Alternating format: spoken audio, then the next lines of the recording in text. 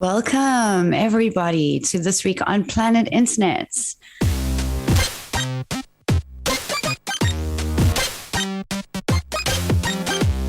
Afternoon podcast. This week, we're talking about why the 2021 Emmys are a victory for New Hollywood. We're also talking about why going offline can be a great idea for writers, for content creators, for professionals in general, anybody in the tech or creative industry. We've also got the lowdown on how to hack your next performance review. So let's get into it. I am Natasha, your guest host this week, and I'm joined by Amy, your regular Hackanoon podcast host. Hi, Amy. Hi. Also with us today is Daria, Hackanoon's resident digital marketing strategist. Welcome to your first podcast, Daria. How is the weather where you are today?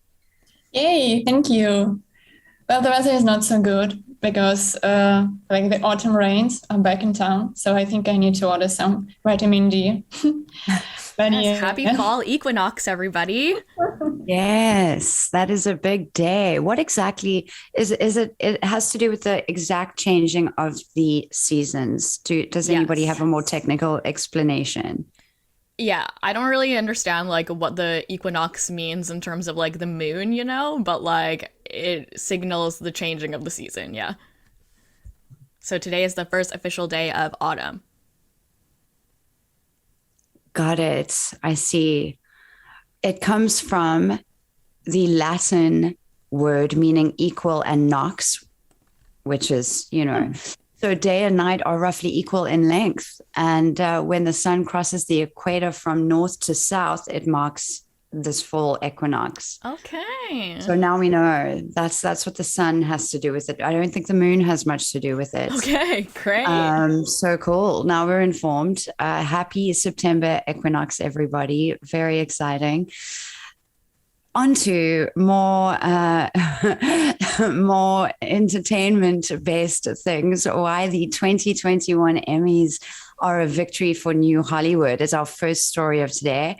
It is by David Deal for Hackanoon. And essentially, it's a story about the victory of Netflix and Disney and Apple TV at this year's Emmy Awards. So I wanted to kind of talk about that. Did you see the Emmys, everybody? Did you check in, or did you see variations of outfit posts on Instagram until you didn't want to look at screens ever again? I saw so many dresses, have seen so many dresses. There was the Met Gala. Instagram has just been unplayable. I saw the pictures from the Met Gala. I haven't seen the Emmy pictures yet, though. Yeah, you've got to check them out. Some really stunning looks. The story is about how the war between New Hollywood and old media at the Emmys is over. This is apparently the hot take. New Hollywood brought home a total of 71 Emmys, including 44 for Netflix, which tied an all-time record. Old media, consisting of broadcast and cable networks, won 31. So this guy is arguing that the Emmys are now a barometer for keeping tabs on how New Hollywood and old media kind of compete with one another. It's pretty interesting to me that they have officially overtaken traditional production houses, that streaming is doing quite this well, quite this fast. What is the best show y'all have watched lately? Are you tuning into anything in particular? And is it made by any of the big winners of the 2021 Emmys? I don't know. Okay, I don't know who was nominated for an Emmy, but the latest movie that I watched was actually in theaters, which was so exciting. And it was Shang-Chi, which is the new Marvel movie. I haven't been to the theaters in I don't know, a year and a half, more than that. So it was delightful. What an experience. I loved it. It was such a good movie. It was so funny. But yes, this is not a new media, I guess, movie. It's an old Hollywood movie.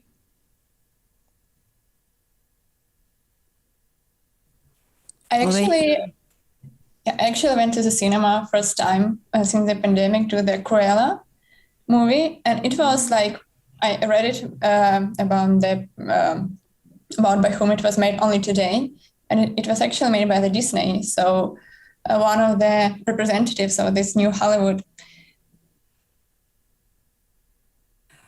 But what is so interesting to me is that both of you have recently gone back to the cinema. Do you think that was influenced by the pandemic? I never go to the movies, ever. I love watching things at home. I adore going to the movies. What? I'm the complete opposite. I will almost never put on a movie by myself at home. Like if someone else puts it on, I'll watch it. I'll never put it on by myself. But I love to go to the movies. So I basically haven't watched movies for like a year and a half. And so it was delightful. And Shang-Chi has this part that was like so relevant to Hacker Noon, where he was like trying to explain how to pronounce his name. And because we have so many people from all over the world working with us, we have this problem frequently where we don't know how to pronounce each other's names. And he was like, Shang-Chi? Shang-Chi? And like we literally did this the other day. It was like, Daria? I don't know. So good.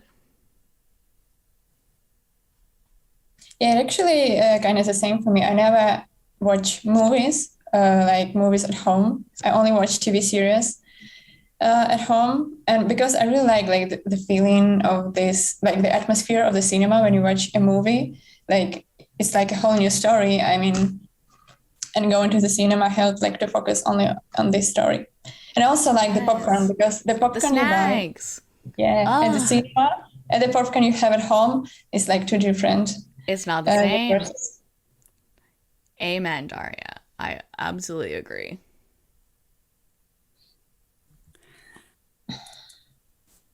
I was reading a book recently, as you might know, the team might know, because I've brought it up a couple of times. I'm really enjoying it. It's a brilliant new book called Offline Matters by Jess Henderson.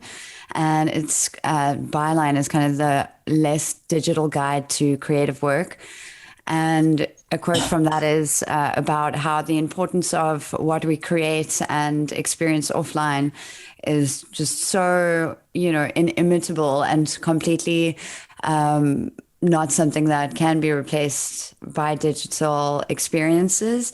And I think that that's a good, for the future of cinema, at least, that's a good sign, because I would think, everybody's just got a big screen and Netflix and chill, Yes. something that I thought would maybe die. Is new media taking over only because of the pandemic and the fact that we actually like can't really go to the theaters as much?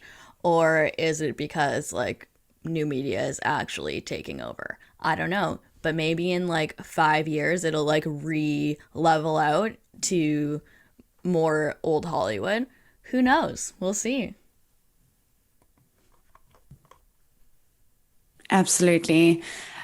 Last thing on the Emmys, I wanted to talk about Michaela Coel's amazing acceptance speech. She wrote I May Destroy You, which is a fantastic show. I recommend it to everybody all the time. And she came up and said that her acceptance speech was for writers predominantly. The story that she wrote is, it's not very light content, as people might call it, but it's put in such a brilliant comedic kind of tone that it was really good. But her speech in there, she said, and I'll quote directly, I mean, do you think if I leave a little note here for Alex saying, hey Alex, could you just cut in audio of Michaela Coel's speech, he would do that? Because oh my god, all right. I mean, we'll have to see post-production what it comes out as. Right. For our audience, Alex is our podcast editor, and he puts in all of the things, all of the pauses, all of the ums sometimes, probably about 1/10 of the ums. And it's real, it's raw, I like it. But sometimes, I'm just saying too many times. It's tough. Anyway, so hey, Alex, put in Michaela Coel's Emmy's acceptance speech right here. Thanks. But just in case he doesn't. Thank you. Thank you so much. Thank you to the members of the Television Academy. Can you hear me? Okay, thank you so much. I just wrote a little something for writers, really. Write the tale that scares you, that makes you feel uncertain, that isn't comfortable. I dare you. In a world that entices us to browse through the lives of others to help us better determine how we feel about ourselves, and to, in turn, feel the need to be constantly visible. For visibility these days seems to somehow equate to success. Do not be afraid to disappear from it, from us, for a while, and see what comes to you in the silence. Thank you to Casey Bloys, Amy Gravitz, Piers Wenger, and Various Artists Limited for 2 of the best years of my life. I dedicate this story to every single survivor of sexual assault. Thank you. Thanks. But just in case he doesn't, I'll read the bit that I liked to you all. So, in a world that entices us to browse through the lives of others to help us better determine how we feel about ourselves, and to in turn feel the need to be constantly visible, for visibility these days seems to somehow equate to success. Do not be afraid to disappear from it, from us for a while, and see what comes to you in the silence. And I really like that because, especially, right? That hits me on my home. Right. No, I need the visibility to be successful. Everyone look at me. Look at how successful I am. Right? Like, what a crazy comment to make right now, right? I think everybody was just like, hang on, wait, what did she say? That really, it's so profound, what she has implied. Yeah. And in so few words, can we get meta and just talk about the fact that she got this really potent message across in these like concise terms? It's such a beautiful speech.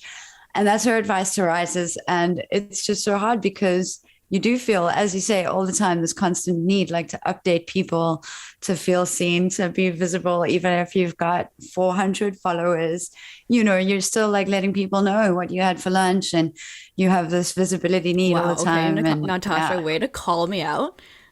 Okay.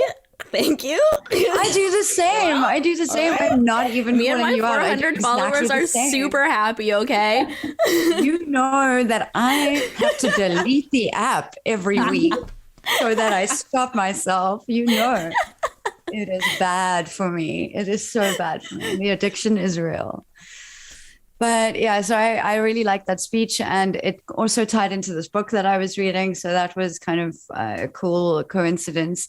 And in that book, Offline Matters as well, another quote she's talking about, and for more context, the whole book is kind of for people who, and she makes an interesting point, how people who work in marketing don't want to admit that everything is marketing. We'll call ourselves anything else.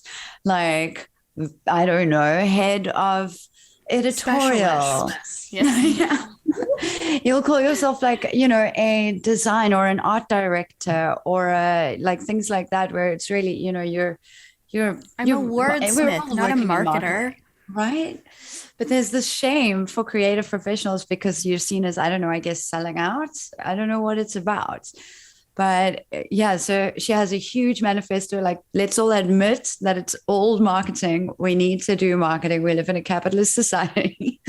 We're doing the marketing so that if we can just admit that, then we can do marketing more responsibly and create better marketing experiences, and recognize that we do have the power to do that, and that we don't have to just churn out kind of what she calls, a stream of posts, promotions, and mainstream marketing slush.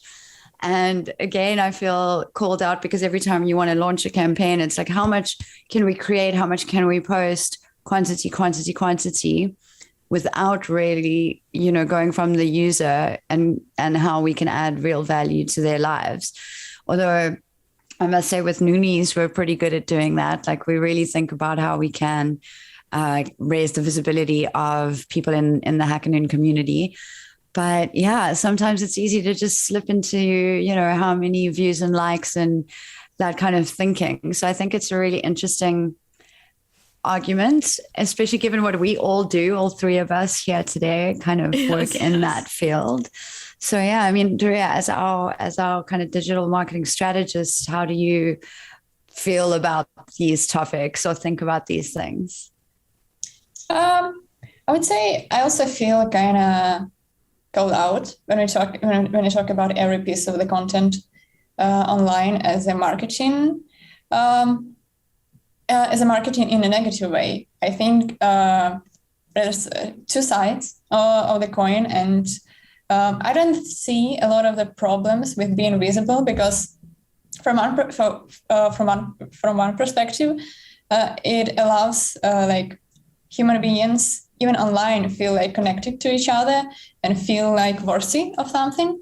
So that's why I kind of feel not really comfortable in some of the discussions which argue that the technology and social media and all of the digital presence bring only harm to the people, to like mental health.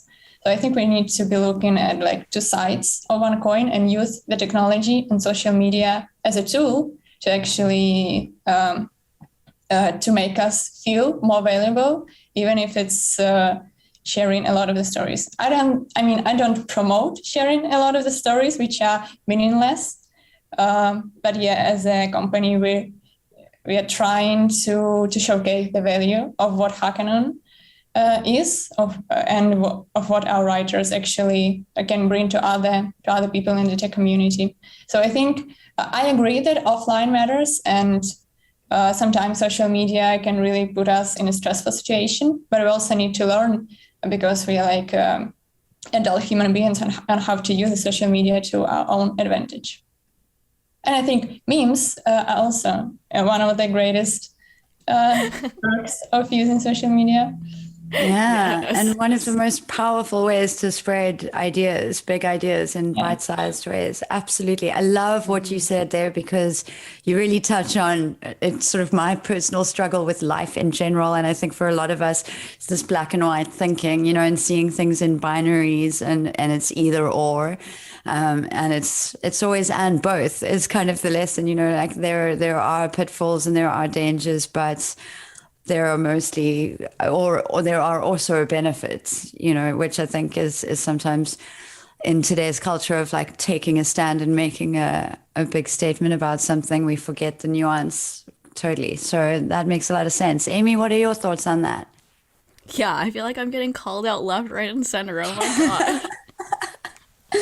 You're speaking to my soul right now. Oh my god. Same, girl, same. Yeah, I feel like the constant need to like be sharing what I'm doing, and like, look at me, look at how successful I am, look at how beautiful my life is. And it's like, why? I don't know. I really don't know. That silence was everything. I really don't know. Yeah, I think it's just how we communicate now. And the path of least resistance is to kind of, you know, if you can't beat him, join him. And as Daria says, we have agency in this life. We have accountability. We can choose to use these platforms and these channels in ways that are fun. And that doesn't always mean, you know, it has to be the most meaningful, educational, because I personally, the one thing that I do not stand for is this heavy activism that takes place for a lot of people in only Instagram spaces.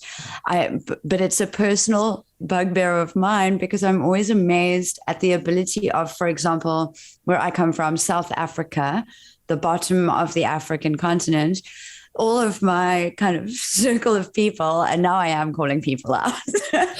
Before I was being called out, now I'm calling other people out. It's a chain, it's a circle. So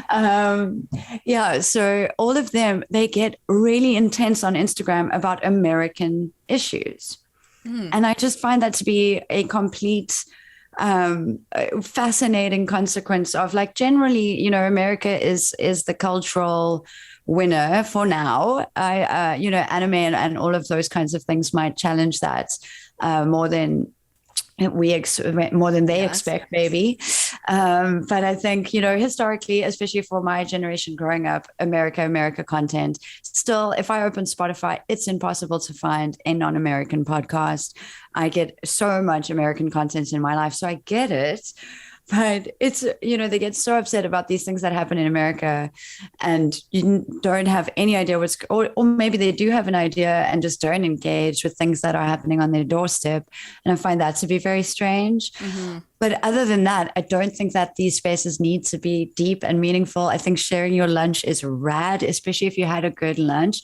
One of the positive ways for me to use social media, I feel, is to almost romanticize your own life a little bit as well. Like, make your day look Instagrammable. Why not? It's a nice way to live your life. People used to say, you're doing something just for the gram. I'm like, yeah, well, at least you're doing the thing. You're getting outside and doing the thing. So that's great. Get that picture, put that picture up, do it, right? That's true. So yeah, I think Daria's points is really great. I agree. All right. Anybody want to do any other call outs while we're on the subject? Open format. Let's call them all out. Yeah. Have your rant. Today's the day. Talking about rants and staying with the theme of things that tend to happen offline. Hacking your quarterly performance review. This was a great post. Very interesting angle. This is such an old topic, but this writer really covered it from, his name is John. So that's all I've got on that. I don't know what his last name is, but he is saying that there's a secret about the quarterly performance review process that they don't tell new managers. And that's how you're going to learn how to cheat the system, by going through this process. And I thought that's a really great angle from which to talk about hacking quarterly performance reviews, is how do they work from the manager's perspective, and what does the manager go through? And so he goes through these kind of 4 steps of what happens behind the scenes, right? Because when you're maybe an individual contributor, you are only thinking about, what you're going to say and all of that. And he talks about how your manager is experiencing that process, collecting reviews, collecting feedback, determining how your contribution applies to the company's goals, meeting with other managers, talking to other managers about that decision, sharing reviews, giving promotions and raises where applicable. And then some managers take time after an emotionally exhausting process. So that's kind of the introduction piece. Fascinating. Then he goes into this other trend that I've been noticing everywhere, and these career frameworks, kind of very formalized, tier-based frameworks for how your career path progression would look at a given company. And he's linked out to this really cool site called progression.fyi, and it sources open sourced career progression, career path frameworks, templates from various companies that are using and publishing these things. So Basecamp is in there, Buffer is in there, BuzzFeed is in there, some big names. And these are all people who have published their career path frameworks, the engineering principles, how you can expect to grow, what you will be expected to do at every level. Very open, very transparent, all of that kind of stuff. So, yeah, have you seen this? Have you heard about this? Is it something that you think you would like in your career? I don't know. What are your first responses to this? I've not seen the career framework before, like in this kind of manner, but I kind of love it because it's just like a good baseline to chat about what you want to do, where you want to go, what your goals are, what you're trying to accomplish. So it's just like nice to know. I think it's nice to know that your manager cares enough about wanting to know those things and helping you succeed and get to the next step, and that you kind of know where your next step is going to be or what that might look like. And I know that like at a lot of different companies, there's so many different areas for career progression that you could go into. So like, are you going to become a manager, or are you going to be more of a specialist, or are you going to diversify or whatever? And having someone who is on board with you, like on every step of the way, like that seems like a great time. I don't know. Yeah, I also tend to agree, but the thing that I like the most is that some of the companies, like really big companies, have those career paths made transparent. And that's kind of an obstacle on the way on how to hack this, on how managers can hack, or some other people in the company can hack these paths. So I really like that this, I think in the past it was only internal data, that this internal data are made transparent, not only in terms of the company team members, but also for like general public, because it gives you the idea and even some motivation, even though you haven't actually joined the company. And by seeing how your role might progress in this company, I think a lot of the new hires or people who are thinking about joining some of these companies will have more motivation to join those companies. So I think the transparency in that point is an important step.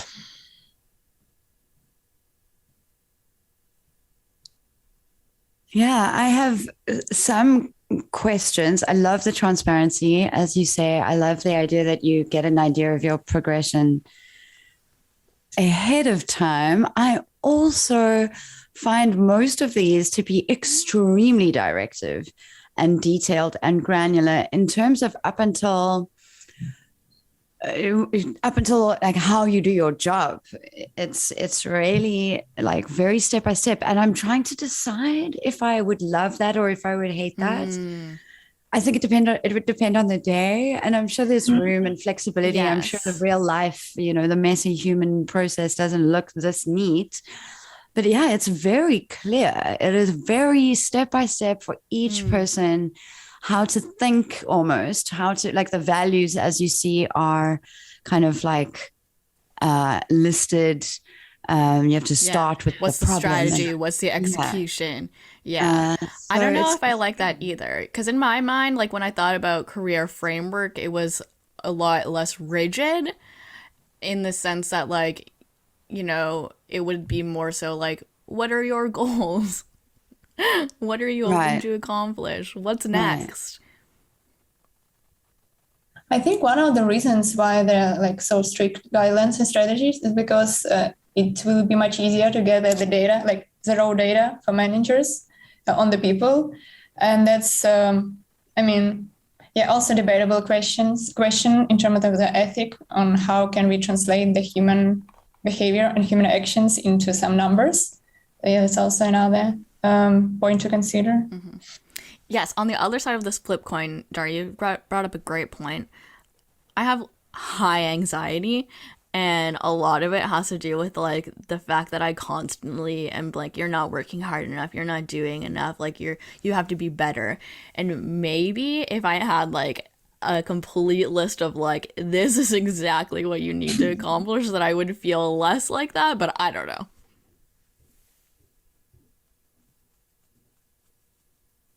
Exactly that. I mean, taking a look now at the Khan Academy Engineering Career Development documents, it has a description of people based on their skill level, I guess, in real detail. So a beginning skillful is somebody who writes some production ready code and some code that isn't quite ready, learning the ropes of our tech stack as well as our development practices.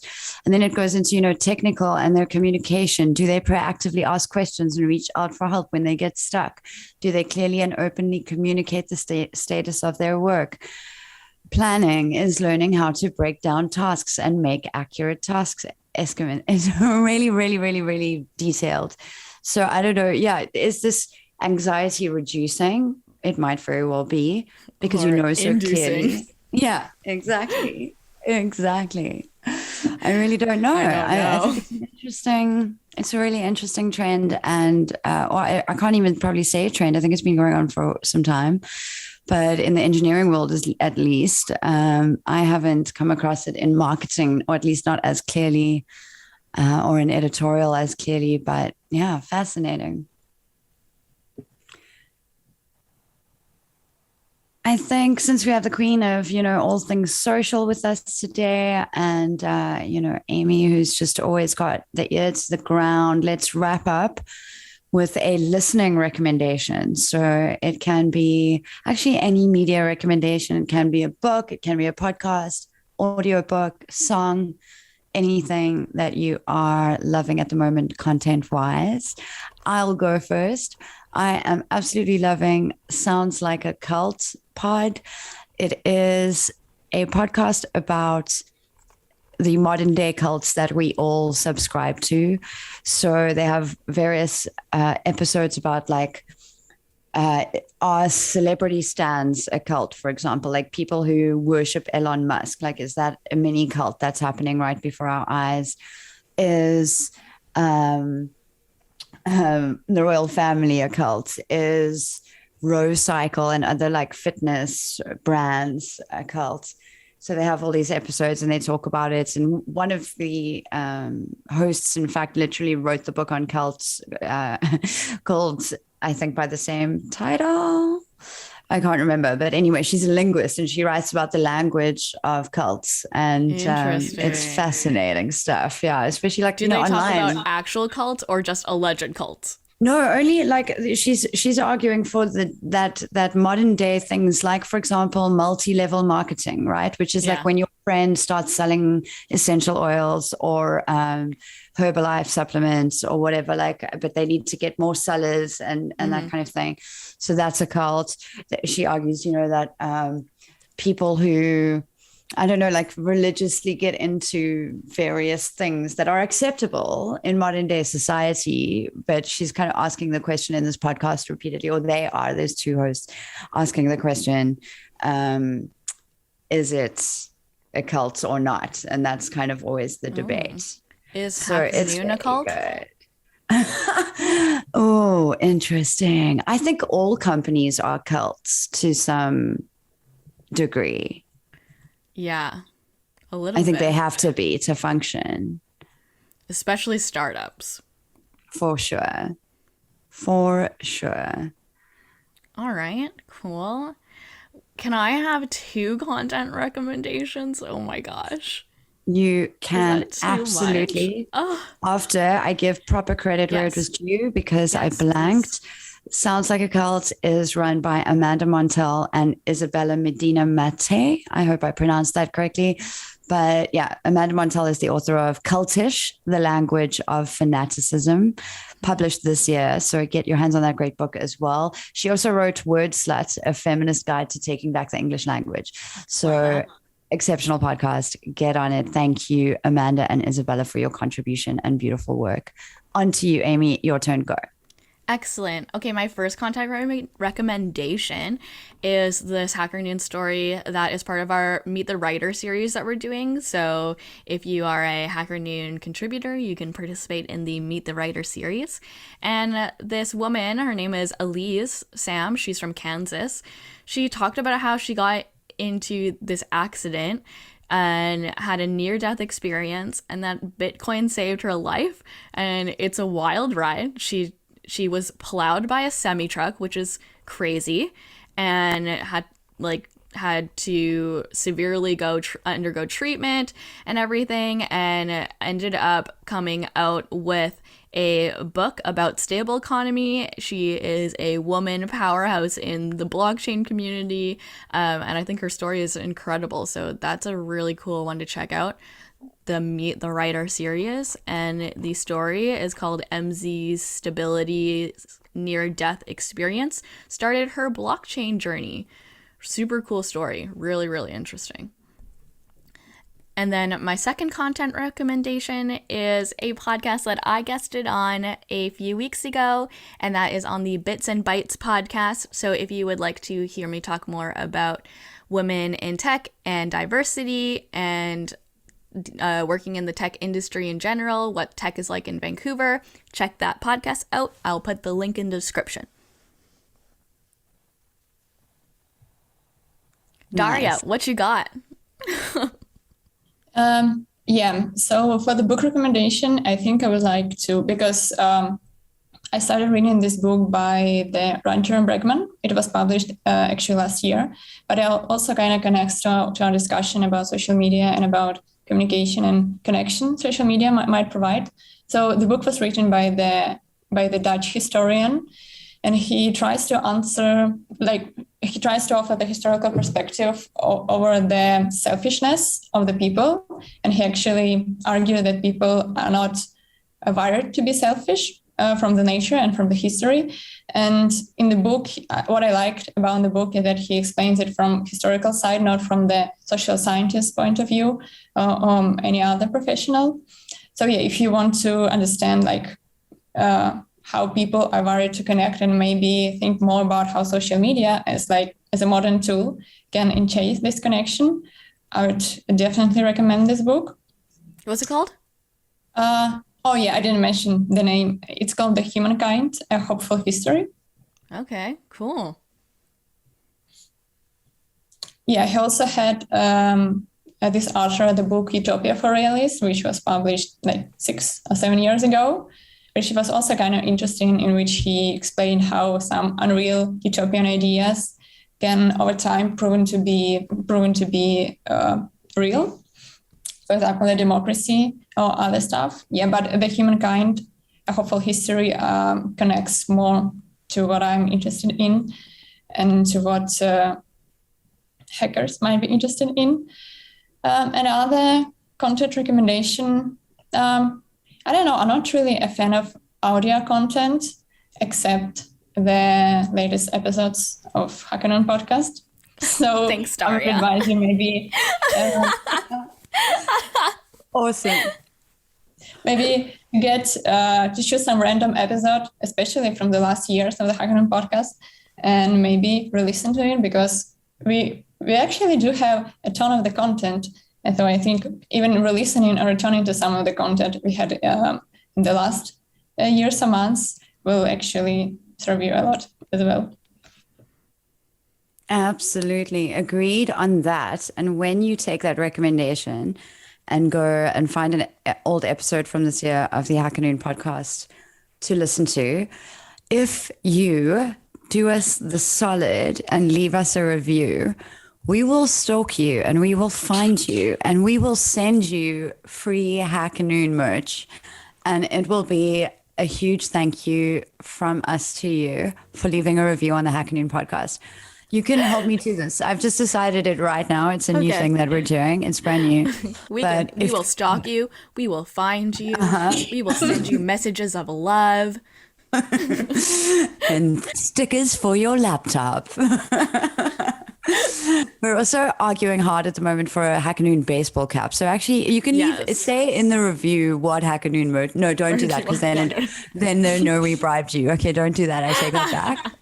Just we'll email each other. We'll chat. My people will email your people, and we'll send you a baseball cap or a laptop sleeve or a notebook or whatever you want. Okay, so leave us a review. We heart all of you. Love you. Yeah, a lot. Like we love you really a lot, and keep writing for Hackanoon. Anybody can submit a story to Hackanoon. There may or may not be more kind of, just rewards coming up in the shape of various things that can't yet be talked about. So get onto Hackanoon, create an account, and submit your tech story. We want to read it. We want to publish it. We want to feature it on this podcast. All right. Big love, everybody. Thank you so much for listening. And thank you to Amy and Daria for joining me today. Goodbye. Bye. Bye, everybody. Keep listening to the Hackanoon podcast. This has been This Week on Planet Internet.